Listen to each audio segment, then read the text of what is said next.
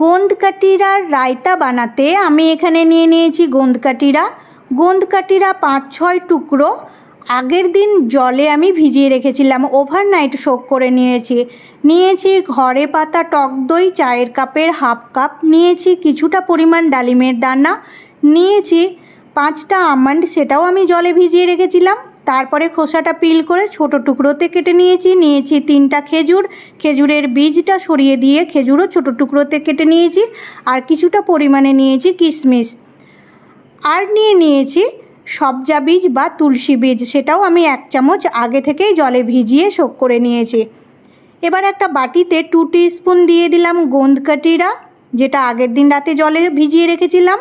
Add করে দিলাম ঘরে পাতা টক দই, অ্যাড করে দিলাম সবজা বীজ, অ্যাড করে দিলাম ডালিমের দানা, আর অ্যাড করে দিলাম আমন্ডের কুচি, খেজুর আর কিশমিশ। এবার সব উপকরণকে ভালোভাবে মিশিয়ে নিলাম, ব্যাস তৈরি হয়ে গেল হেলদি টেস্টি গোন্দকাঠিরা রায়তা। এই রায়তা আমি এনজয় করেছি মিড মর্নিং স্ন্যাকে। এইভাবে আপনারাও বানিয়ে নেবেন আর এনজয় করবেন মিড মর্নিং স্ন্যাকে অথবা ইভিনিং স্ন্যাকে। আমার এই রেসিপি ভালো লাগলে লাইক দেবেন, কমেন্ট করে যাবেন আর শেয়ার করে দেবেন।